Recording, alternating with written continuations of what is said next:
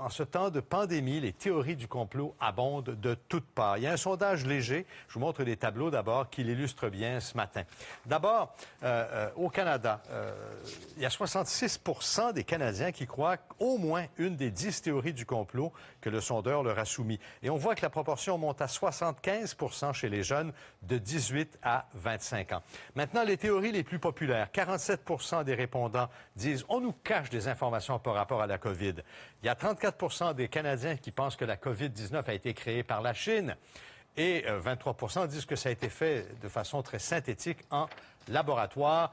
19 disent que la crise a été préméditée par certaines personnes et 14 que la chaleur empêche la propagation. Christian Page, c'est un expert évidemment bien connu, un journaliste spécialisé dans les phénomènes paranormaux. Il est avec nous ce matin. Bonjour, Christian. Bonjour.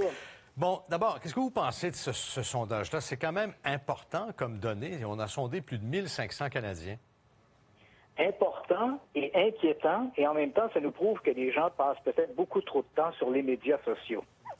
Oui, je comprends, mais quand même, ça porte oui, voilà. toutes ces théories du complot. Ce que révèle ce document et ce sondage, c'est qu'en fait, on dit théorie du complot, alors que dans certains cas, c'est plutôt de l'information qui est véhiculée de manière mensongère, mais qui n'est pas forcément une théorie du complot. Prenons par exemple les gens qui adhèrent à l'idée que le virus aurait été fait en laboratoire. C'est peut-être l'hypothèse qu'on entend le plus souvent évoquée par les théoriciens du complot.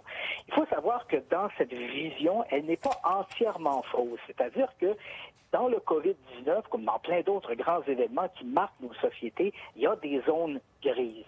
Et dans le cas du COVID-19, il y a de ces zones grises. Si on regarde sur le plan scientifique, les recherches, l'hypothèse, disons, dominante, c'est qu'on avait déjà identifié en 2013 et 2015 le COVID-19 tel qu'il est dans des communautés de chauves-souris en Chine. On l'avait également identifié chez des pangolins. Ce sont des petits fourmiliers qu'on retrouve dans le sud-est asiatique et dont les écailles sont utilisées en médecine traditionnelle en Chine parce que ça aurait des qualités miraculeuses. Donc, l'hypothèse première, c'est qu'il y a eu une transmission du virus, puisqu'on le connaissait déjà, de l'animal vers l'humain. Donc ça, c'est l'hypothèse la plus vraisemblable. Il est possible, et on ne peut pas l'exclure, il est possible également que quelque part dans le laboratoire de virologie de Yuan, il faut savoir qu'ils ont un laboratoire excessivement sophistiqué de classe 4, c'est le plus haut niveau dans les laboratoires de recherche en virologie, il est possible que le virus ait été isolé dans le laboratoire et se soit échappé. Mais ce n'est pas l'hypothèse la plus vraisemblable. Donc, sur une échelle de 1 à 10, l'hypothèse du laboratoire, c'est au numéro 10. Mais les théoriciens du complot aiment beaucoup cette idée-là. Christian, d'où vient cette idée que le virus a été propagé par le 5G, la nouvelle technologie des téléphones?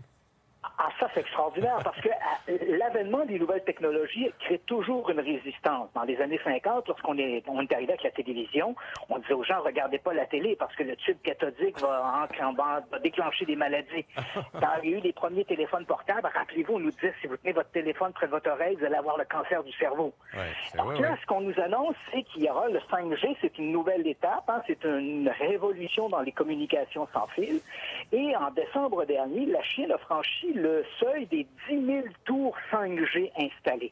Donc ça, c'est bien sûr pour répondre à la demande des géants de l'informatique et des communications comme Huawei, Samsung et compagnie. Et là, les théoriciens du complot disent, c'est curieux, des nouvelles tours, la maladie se déclenche. Est-ce que la maladie serait pas fausse, donc un écran de fumée pour dissimuler l'implantation des tours? Et quand la maladie a commencé à se répandre dans des pays qui n'avaient pas suivi ce virage technologique, là, on a comme fait une nouvelle mouture de l'hypothèse. Non, le 5G a fait muter un virus de type COVID régulier, comme ceux qu'on rencontre dans 30% des cas de grippe, mais ils l'ont transformé pour le rendre finalement plus contagieux. Et là, après ça, c'est non, finalement, c'est les tours qui rendent malades les gens. En fait, elles affaiblissent leur système immunitaire. Et là, ce qui permet au COVID-19 de faire ses ravages. Donc, quelle que soit la vision qu'ils ont, on jongle avec le 5G pour en faire le responsable. Parce que pour les théoriciens du complot, rien n'arrive par hasard. Il y a toujours quelque part une volonté de faire quelque chose. Oui, obscur. Merci beaucoup, Christian. Merci Ça me fait plaisir. d'en avoir Bonne parlé journée ce à matin. tous.